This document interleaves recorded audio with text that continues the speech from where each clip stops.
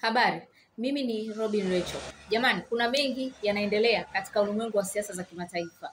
Na siku hii ya leo nitaongea swala zima linaloendelea juu ya Rais wa Urusi Vladimir Putin pamoja na Rais wa Marekani Donald Trump. Rais wa Marekani Donald Trump wiki hii mwanzoni, wakati anamaliza vita ya Gaza, alitamka kwamba alijua kwamba itakuwa ni rahisi zaidi kuimaliza vita ya Ukraine kwa sababu mgogoro wao una miaka mitatu. Hakujua kwamba itakuwa rahisi kumaliza vita ya Gaza kwa sababu vita ya Gaza wa Palestina wamekuwa na mgogoro sasa hivi kwa muda mrefu sana toka miaka ya 40 pamoja na Israel. Kwa hiyo yeye alijua kwamba vita ya Ukraine wataimaliza, lakini anakwambia kwamba kagundua kwamba vita ya Ukraine ndio ngumu zaidi kumalizika. Na mimi nitakwambia mwishoni kwa nini vita ya Ukraine ni ngumu zaidi kumalizika kuliko vita ya Gaza. Sasa, cha kwanza kabisa tuende katika swala zima la kilichojiri kwa Ukraine. Rais wa Ukraine alikuwa anaomba makombora ya masafa marefu ya Kimarekani, makombora bora sana, yanaitwa makombora ya Tomahawk. Na Trump kama tunafahamu alikuwa ametoka kumkasirikia Vladimir Putin kwa sababu amekaa naye katika kikao cha ana kwa ana kule Alaska, lakini Putin akawa anaonekana bado hataki kuacha vita. Kwa hiyo tukawa tunasikia katika vyombo vya habari kwamba Trump anafikiria kukubali ombi la Zelensky la kumpa makombora aina ya Tomahawk. Sasa na kipindi chote hiko unajua Zelensky na Trump walikuwa wametibuana miezi michache nyuma, lakini sasa hivi Zelensky kajua namna gani ya kuishi na Trump. Ukitaka uishi vizuri na Trump msifie. Yaani msifie. Watu ambao wanajua elimu ya mambo ya nyota wanafahamu kwamba Trump ni nyota ya mapacha. Watu wenye nyota ya mapacha ukiwasifia kwamba wao ni bora katika kazi, yaani ukiwasifia juu ya mambo ya ufanisi, wanafurahi sana. Na ndio Trump alipomjulia hapo. Trump ukimsifia tu basi utapata unachokitaka kwake.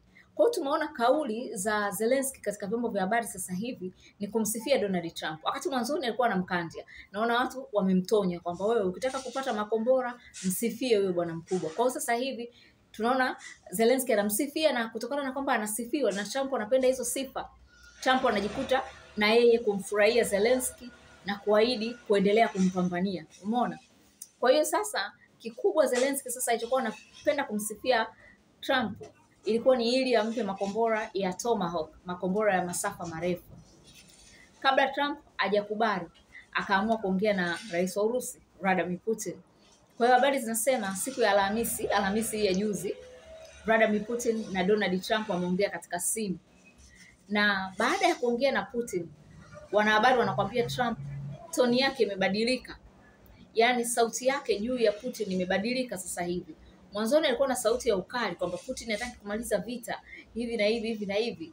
Lakini sasa hivi wanakwambia kwamba sauti yake ni ya kumwongelea vizuri Vladimir Putin. Na hii ni kwa nini mimi najua?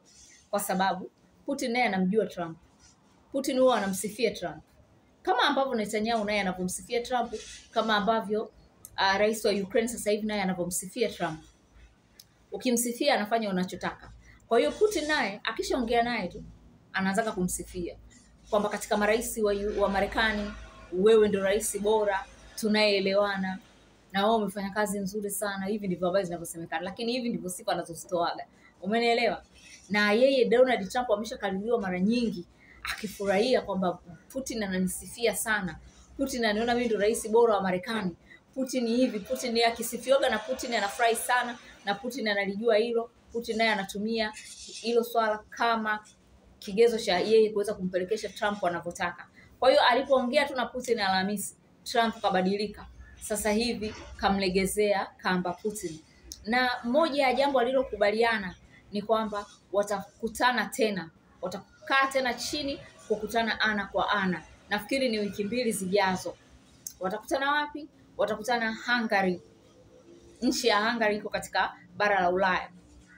Hapo ndipo watakapokutana. Hungary ni nchi ya NATO. Kwa sababu kuna wengine pengine mtajiuliza Putin kwa nini amekubali kwenda Hungary. Hungary ni nchi iko NATO na pia iko katika Umoja wa Ulaya. Sasa utajiuliza kwa nini Putin kakubali kwenda Hungary. Ni kwa sababu Hungary iko NATO na iko Umoja wa Ulaya, lakini kimwili ndio iko NATO na iko Umoja wa Ulaya. Kiroho iko Urusi. Kiongozi wa Hungary anaitwa Viktor Orban. Ni rafiki pete na kidole na Putin. Ndio maana Putin hana wasiwasi kwenda Hungary. kwa sababu ni sehemu ya rafiki yake, ni nchi inayoongozwa na rafiki yake kindakindaki. Donald Trump naye kiongozi wa Hungary Viktor Orban ni rafiki wa Donald Trump pia kindakindaki. Kwa hiyo wameshia marafiki hawa watu. Kwa hiyo wanaenda kukutana washikaji. Mmenielewa? Wiki 2 zijazo washikaji wanaenda kukutana, ambaye ni Vladimir Putin na mshikaji wake Viktor Orban pale Hungary, pamoja na mshikaji wao Donald Trump wa Marekani. Wanaenda kukutana. Zelensky atapona hapo, atasikilizwa, matakwa yake yatatekelezwa. Tukimwangalia Zelensky, tunamuona Zelensky hana urafiki na Viktor Orban, kiongozi wa Hungary. Hana urafiki naye. Umeona?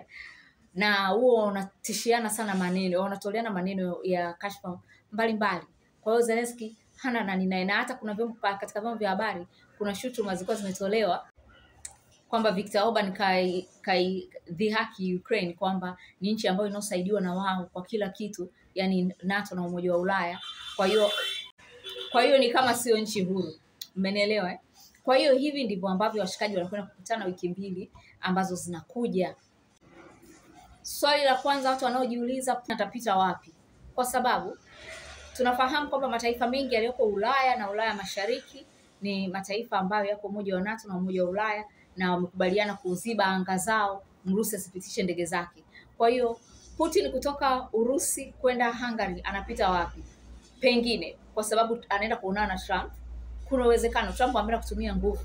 Kuna uwezekano Trump akaziambia zile nchi fungueni anga, Putin apite, kwa sababu tunaenda kutafuta suluhu ya vita. Au kama sio hivyo, Putin anaweza akapitia Uturuki, lakini hiyo ni njia ndefu. Lakini hayo ndio yanaweza yakawezekana yakafanyika. Umenielewa? Sasa tuende kwenye lile swali ambalo nilijiuliza la kwanza, nilijua kabisa watu wengi watakuwa wanajiuliza, nijibu.